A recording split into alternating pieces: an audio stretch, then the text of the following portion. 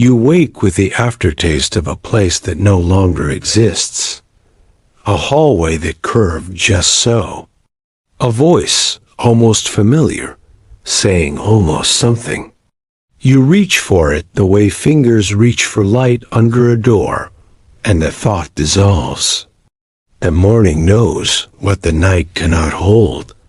Why? The core idea is simple, but it opens like a quiet corridor. Most dreams are not lost because they are unimportant, but because the sleeping brain is not wired to store them in the way waking life is. During sleep, especially in REM, the stage of sleep, most famous for vivid, story-like experiences, the chemistry and the network configuration of your brain shift. The parts that tag events for long-term storage soften their grip. The parts that conjure images, emotions, and associations open wide.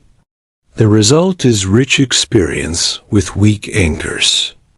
A first surprising fact: in classic sleep lab studies, if you wake someone immediately from REM sleep and ask for a report, most people can describe an unfolding scene in detail: colors, characters, a sense of place. Wake them just 10 minutes later, and the likelihood of recall drops steeply. Within minutes, upwards of 80 to 95% of dream content evaporates, unless it is rehearsed or recorded. This isn't just a memory lapse. It reflects a neurochemical flip. During REM, acetylcholine is high, while two other neuromodulators, norepinephrine and serotonin, are near silent.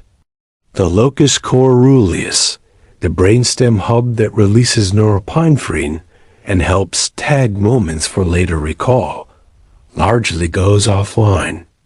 With the tagging system quiet, experiences pass through consciousness without the usual footprints. A second fact to hold gently: dream forgetting is not proof that dreaming didn't happen. Decades of work have shown that dreaming can occur in both REM and non-REM sleep. In 2017, Francesca Ciclari and colleagues used high-density EEG to show that a particular posterior hot zone of the brain regions in the back of the cortex predicts whether a person was dreaming, regardless of sleep stage.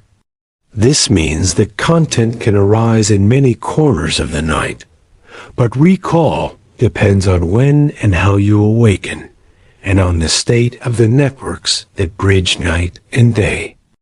Notice how different waking feels from the dream you almost had. The room has edges. There is gravity in your limbs. The air is a little cooler against your skin. Memory systems re-engage with these cues.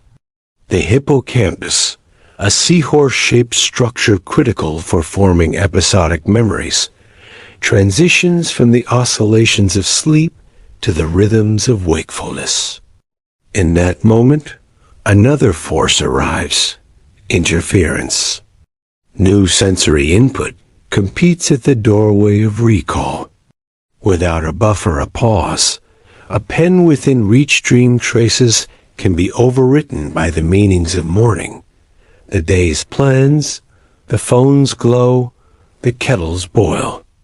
A third, less obvious observation: the prefrontal cortex, especially its dorsolateral part that supports working memory, planning, and reality checking, is less active during REM. This downshift helps explain why dreams slide by with strange logic and such flexible rules. It also explains why we rarely encode them as we would a real event. Encoding is shaped by attention.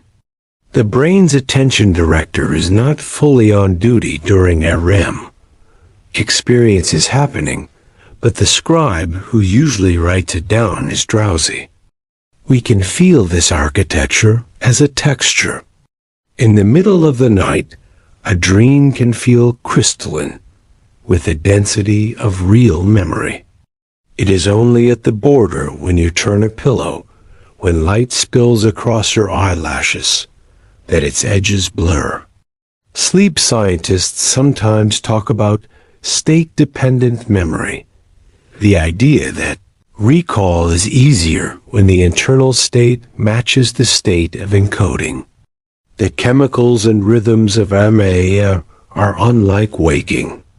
Crossing the boundary can itself be a kind of forgetting, a passport stamp that does not transfer. So the question becomes, if the brain is so good at learning while awake, what is it doing at night that makes forgetting the default? One answer is that sleep has more than one job. Memory consolidates in sleep, but not in a simple one-to-one way.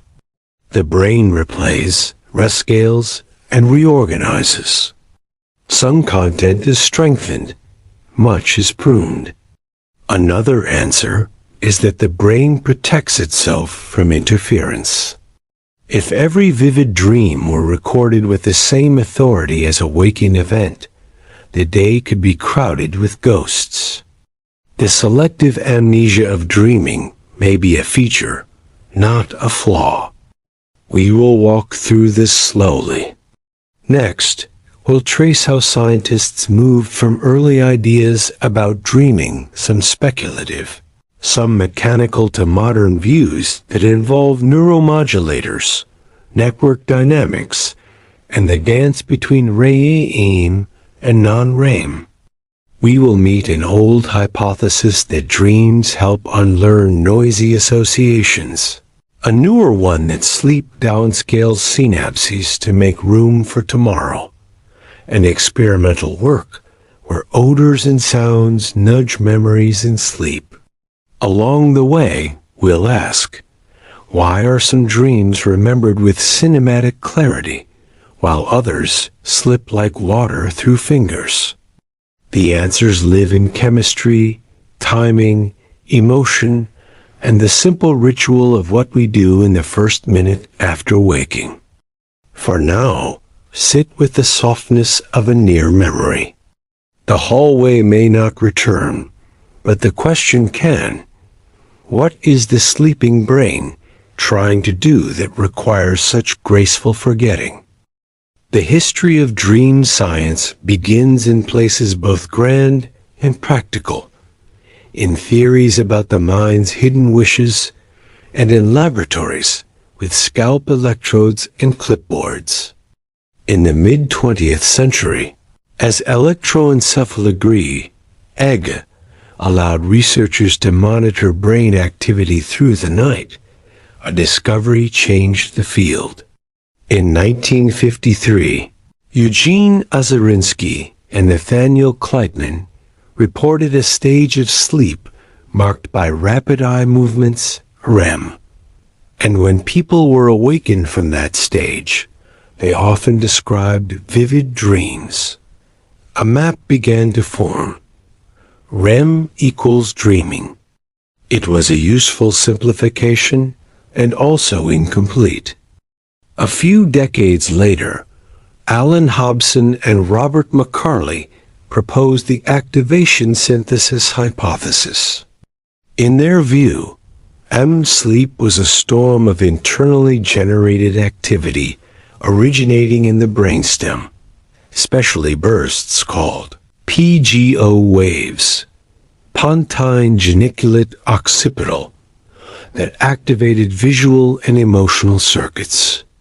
The cortex, deprived of usual sensory input, did what it always does. It made sense. Dreams were the brain's synthesis of activation into a narrative. This model demoted dreams from coded messages to side effects of neural housekeeping. It also put mechanisms on the table, a bridge from philosophy to physiology. Then the story branched. Some researchers, like Francis Crick and Graeme Mitchison, proposed an unlearning theory that we dream to weaken spurious associations, a kind of reverse learning that clears out noise. Others, like Giulio Tononi and Chiara Cirelli, developed the synaptic homeostasis hypothesis. During wake, synapses strengthen broadly as we learn. During slow-wave sleep, they argued, synaptic strengths downscale proportionally, restoring efficiency and signal to noise. In this frame, dreaming may reflect the brain's sampling of internal models while synapses readjust.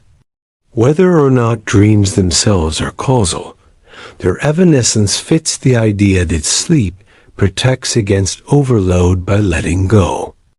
Meanwhile, a second thread, sleep's role in memory. Matthew Walker, Robert Stickgold, Jan Bourne, and many others demonstrated that certain kinds of memory improve after sleep.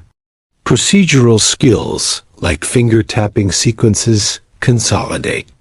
Emotional memories can be preserved, sometimes with softened affect, across repeated REM-rich nights. In 2007, Björn Rasch and colleagues showed something delicate.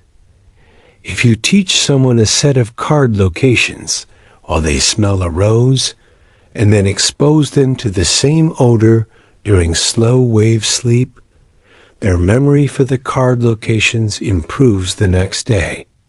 This targeted memory reactivation suggests that sleeping brains can be cued to replay specific traces. It also hints that some experiences are not only remembered through sleep, but revisited within it.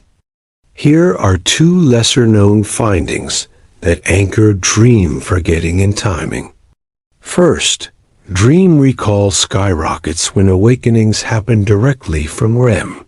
In lab protocols, when participants are woken during REM, around 70 to 90% report dream content. From non-REM, rates are lower, but not trivial. People often report fragments or imagery. The difference isn't just sleep stage, it's immediacy. The longer the delay, the more waking thoughts intrude. Second, individuals who naturally recall more dreams, high recallers, tend to have more intrasleep awakenings and greater brain responsiveness to their environment at night. In 2014, Perrine Ruby and colleagues, including Maxime Eichenlaub, reported that high recallers show stronger resting state activity in regions like the temporoparietal junction, and a larger electrophysiological response to sounds during sleep. More awakenings create more windows to transfer dream content into a waking format. Dream content itself carries clues. Ernest Hartman emphasized that dreams weave wide associations with an emotional thread, linking the day's feeling tones to older memory networks.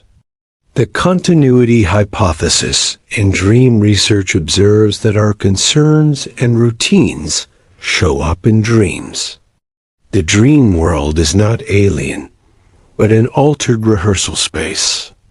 And there is a curious dream lag effect, reported by Tor Nielsen and colleagues. Elements from waking life are sometimes incorporated into dreams, not only the following night, but again 5 to 7 days later, as if memory integration returns in a second wave.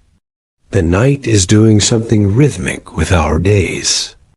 Modern imaging sharpened the picture of REM. The amygdala, important for emotional salience, shows heightened activity. So do visual association areas. The default mode network, involved in self-referential thought, simmers along. In contrast, dorsolateral prefrontal regions quiet down. The combination makes dreams colorful, emotional, loosely plotted, with weak metacognitive oversight. This very configuration biases against verbatim memory. You can taste the emotion, but the transcript is thin. We can step nearer to the sensation. In REM, the eyes move in saccades behind closed lids. Bursts of PGO waves ripple from the pons to the thalamus and occipital cortex, adding spark to imagery. Muscle tone drops REM atonia, protecting us from acting out the story, even as motor plans ghost across the cortex. The internal world becomes the primary input. Forgetting in this context is like waking from a play in which you were both audience and stagehand. You know you were there. The set is striking, but the lines you spoke were never written down. If dreams can be driven by internal activation, guided by emotion, and bound loosely to our waking concerns, why remember any of them? Because nature rarely builds absolutes. Especially emotional, novel, or personally meaningful dreams are more likely to be recalled. Nightmares, which tend to involve threat, are often remembered because the arousal they evoke prompts awakenings and rehearsal. Lucid dreams, in which a person realizes they are dreaming, also boost recall, likely because prefrontal and parietal regions flicker back into engagement, reintroducing the very systems that support encoding. In the next part, we'll sink into the chemistry and circuitry that make dream amnesia the default. The near silence of norepinephrine, the role of serotonin, acetylcholine's double-edged effects, and how the hippocampus and neocortex trade information across sleep stages. We'll also look at experiments where sleep manipulations influence how much of a dream survives daybreak, and at the odd but reliable observation that lying still for a moment after waking can rescue a vanishing world. Imagine lowering the room lights on the brain stage and changing the gels. In waking, the scene is lit by a balanced wash of neuromodulators. During REM, the lighting changes. Acetylcholine rises to near-wake levels. Norepinephrine and serotonin fall to a whisper. That simple palette shift has consequences for what the brain can store. Norepinephrine, released by the locus coeruleus, serves as a salience and tagging signal in wake. When something matters novel, surprising, or goal-relevant, the locus coeruleus emits a phasic burst. That burst enhances plasticity in target regions like the hippocampus and prefrontal cortex, helping bind events into episodic memory. In REM, locus coeruleus neurons dramatically reduce firing. Without that phasic tag, experiences can pass through with less chance of being recorded as retrievable episodes. This is one reason dream reports feel like stories without anchors. Richly felt, weakly tagged. Serotonin, too, dims in REM.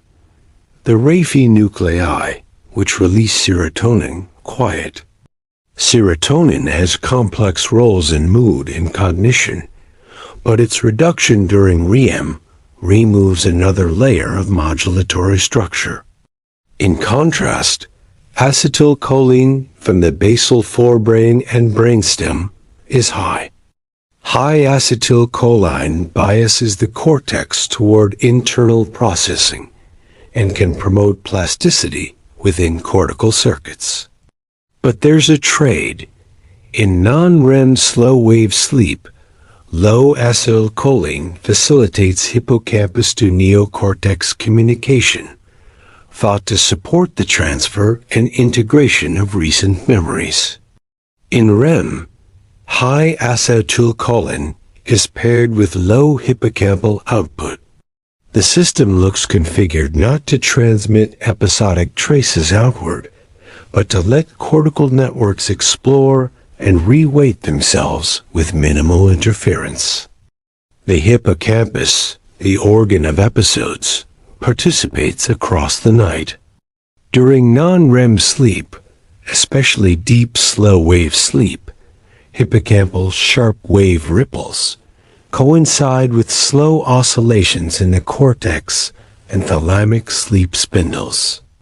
These events look like a relay. Snippets of the day's patterns replay quickly, while the cortex is in a receptive upstate, and synapses strengthen on the neocortical side. In REM, hippocampal activity is more desynchronized, and emotional circuits amygdala, anterior cingulate hum warmly. Some models suggest REM integrates emotional tone with older schemas, updating the feeling of memories without necessarily encoding new episodes. The upshot for recall is simple. Non-REM is good for strengthening existing waking memories. REM is good for recombining and effective recalibration. Neither is optimized for writing down the novel plots that arise on the dream stage. A concept from psychology's state-dependent memory offers another gentle key. We recall best when internal states at retrieval resemble those at encoding. The chemical and oscillatory state of REM has no waking analog. This mismatch impairs access. You can test a cousin of this effect during the day. Recall of words learned under caffeine sometimes dips without caffeine, and vice versa. Now imagine the difference between REM biochemistry and a sunlit kitchen. The doorway itself is forgetful. Timing matters in two additional ways.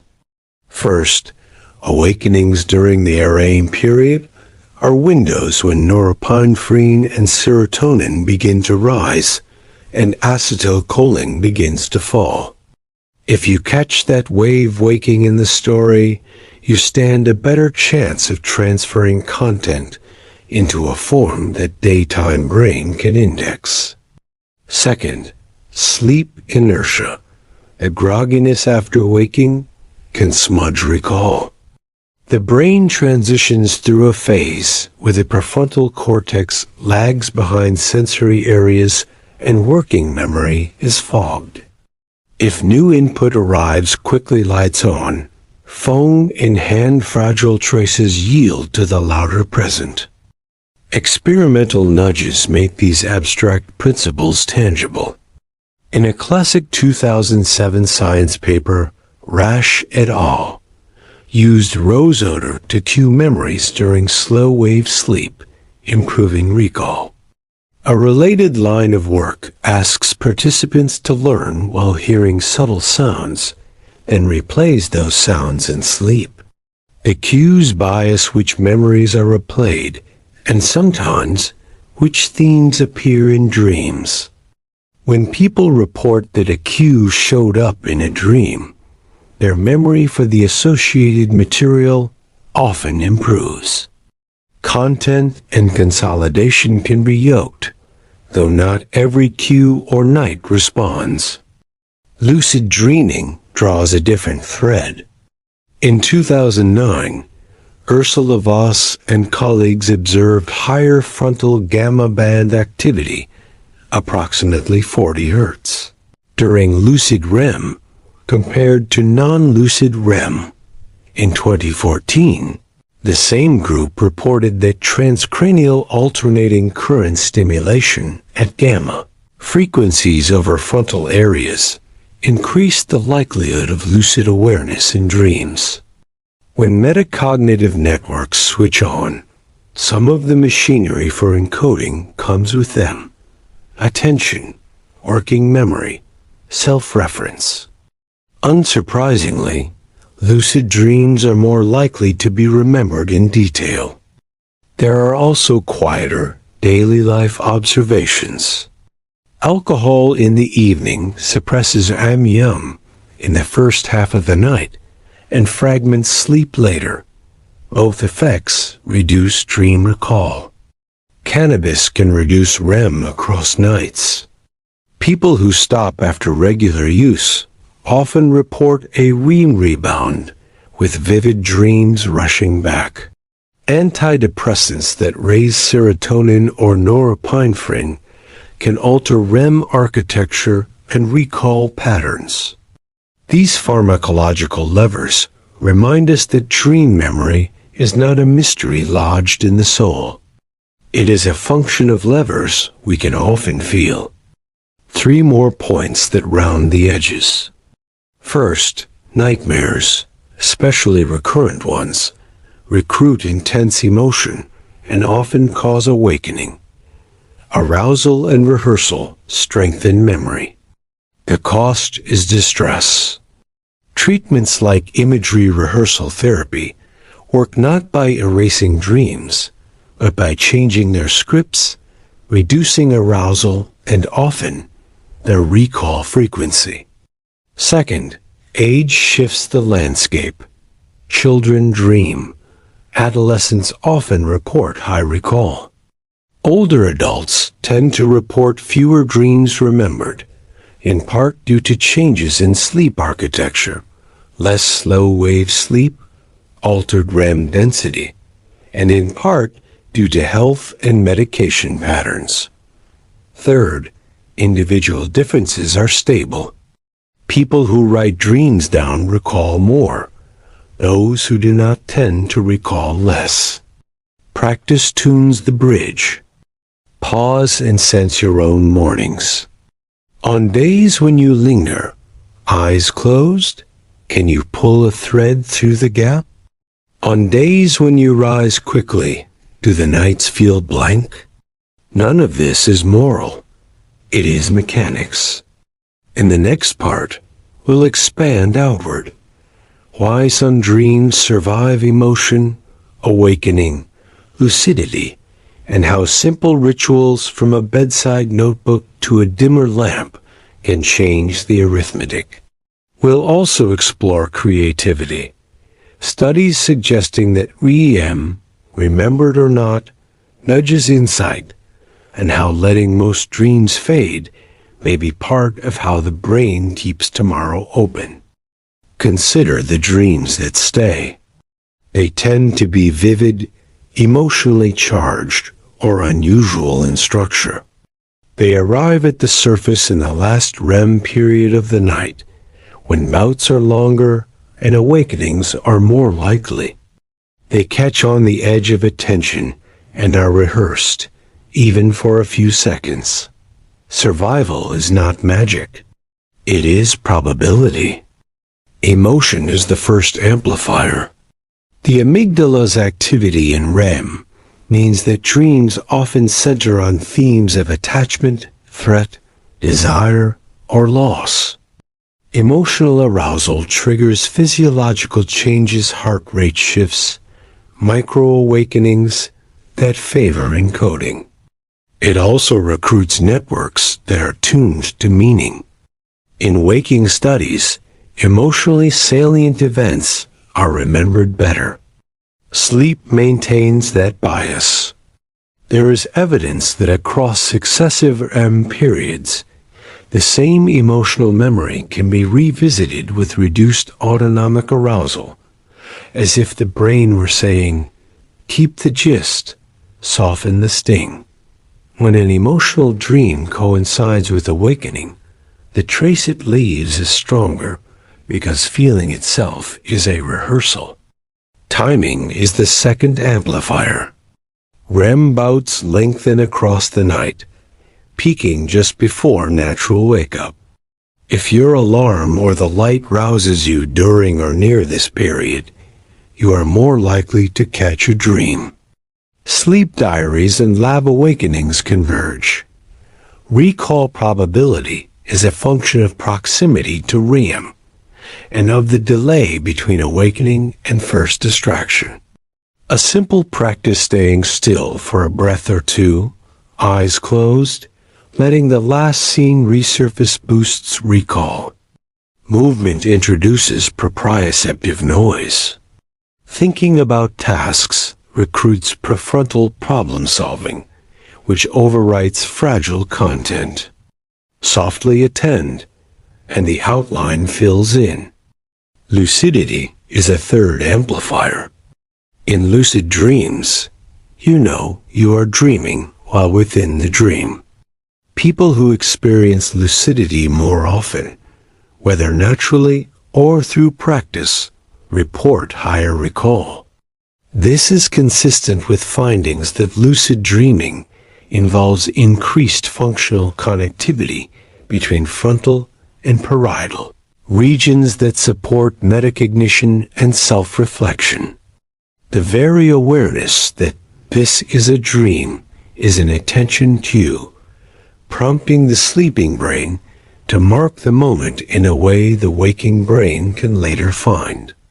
There are other, quieter amplifiers. Repetition. Keeping a dream journal increases recall frequency. The reason is not mystical. You are training a behavior waking, staying still, searching memory, writing. High recallers become high recallers through practice.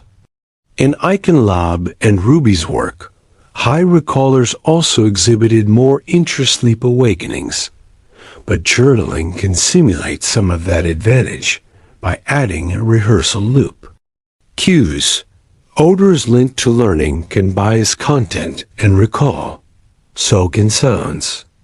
Anecdotally and in small experiments, placing a consistent, gentle cue, like a specific essential oil near the bed, and attending to it upon waking, can act as a state bridge.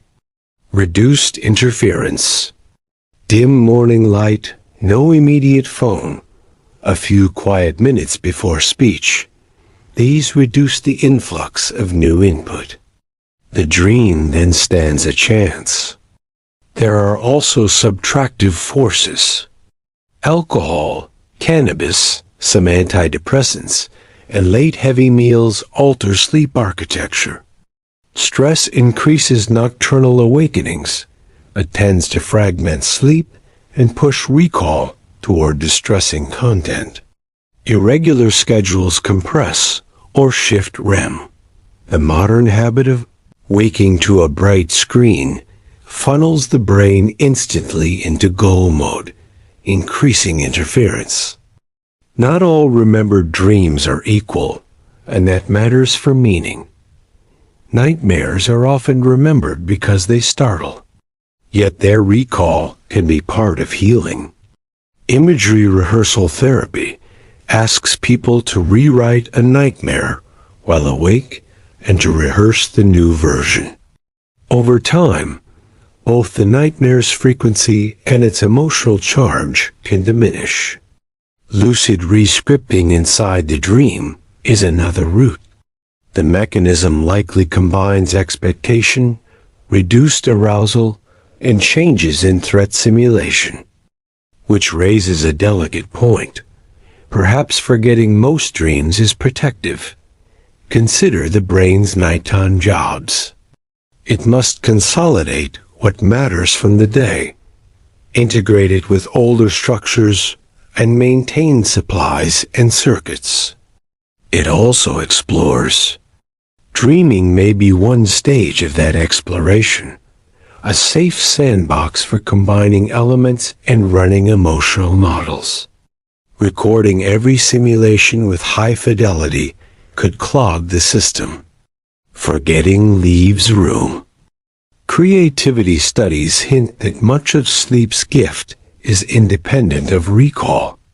In 2004, Jan Bourne's group showed that people were more likely to discover a hidden rule in a number task after sleep. In 2009, Denise Tsai and colleagues reported that REM sleep, in particular, improved performance on tasks requiring creative associations compared to quiet rest or non-REM sleep, participants did not need to remember dreams to benefit. The brain's nocturnal reorganization can pay dividends even when the theater is dark at dawn. There is also the simple wonder of non-REM dreaming. Siclari's work and others show that imagery and thought-like dreams occur in stages beyond REM. These tend to be shorter, more static, more reflective, like thinking without the editor. Waking from non-REM yields a different flavor of report. Lists, places, a puzzle being turned over. These can be remembered too, especially from lighter stages near morning, and they may seed ideas as surely as REM's dramas. A few practical scenarios translate the science into bedtime rituals. If you want to remember more, go to sleep with intent. A soft mental note. I will notice my dream primes attention. Intent increases the chance you will pause upon waking. Keep a notebook and pen within reach. The physical act of writing anchors the memory. Keywords first. Full sentences later. Reduce abrupt sensory change. A dawn light that brightens gradually, rather than a harsh alarm, makes the passage gentler. If an alarm is needed, a vibration or soft tone can be sufficient. On waking, stay still. Let the last scene reassemble. Move back through it in reverse order. What came just before this? Then forward again. Share sparingly. Telling a dream to someone can consolidate it. Choose when and with whom to turn fragile images into stories. In one sense, these are techniques. In another, they are a way of listening. Most dreams will still fade, but the habit of listening can catch a few more, and perhaps more importantly, it teaches attention to subtle experience. That attention spills into the day. In the final part, we'll let the science settle into meaning. Why might the brain prefer to forget? How might we value what we do, remember without chasing what we don't? And what does it feel like to live with a mind that writes in disappearing ink each night, and yet wakes better prepared for its life? Now the room is quiet again. Not the bright quiet of noon, but the soft quiet of a house before the first footfall. Somewhere in the dark, circuits that pulsed with imagery are cooling. The body is between worlds. In that in-between, it is possible to sense both truths at once, that dreams matter, and that forgetting them is part of how they matter. The science gives us a shape. Dream amnesia emerges from a convergent set of features. A REM state with high acetylcholine and low norepinephrine and serotonin. A network pattern with vivid visual and emotional activity and dampened prefrontal oversight. A memory system that prioritizes consolidation of waking episodes in non-REM. And a threshold where state-dependent recall makes the crossing itself a sieve. Add interference from morning stimuli, and most dream content slips through. And yet, sleep changes us. The night integrates and prunes. The hippocampus replays. The cortex reshapes. Emotional signatures are updated. Experiments show that learning improves. Insights appear more readily, and emotional tone is recalibrated, even when we remember nothing. This is the quiet paradox. The value of dreaming does not require its record. Beneficial work can be done offstage. At the same time, the few dreams we keep can be precious. They are postcards from the brain's rehearsal rooms, where new and old are woven with feeling. They expose metaphors we didn't know we carried, concerns we had not named, images that can become art. If you decide to remember more, the tools are humble. A notebook, 5 quiet minutes, a dimmer light, a night routine that invites awakening near REM, and a little practice. The brain responds to intent the way a lake responds to wind, with small waves that change the surface. It can be helpful to frame forgetting as an act of care. Consider interference. If each dream, each rapidly recombined scene, each half-solved social puzzle were stored with episodic force, it might crowd the day. You would be sifting through 2 lives. The brain's solution is elegant. It preserves the gist, the learned motor sequence, the extracted rule, the softened fear. It releases the narrative scaffolding. In decluttering, it keeps the furniture that fits the house. This perspective has gentle consequences. When a dream arrives with clarity, you can greet it, write it down, walk with it, see what it offers, without pressure to retain them all. When mornings are blank, you can trust that blankness as a sign of work done silently. When nightmares repeat, you can know that change is possible through rehearsal or lucidity or therapy, and that their power often lies not in the scenes, but in the arousal they evoke, something the brain can learn to regulate. If you enjoy science as it meets daily life, a few small practices connect the two. Treat sleep as active. Set a regular schedule. Let mornings have light and nights have dimness. This stabilizes REM timing and recall windows. Let the first minute after waking be empty of devices. Attention at that edge is the difference between an outline and nothing. Incubate kindly. If you carry a question to bed, pose it softly.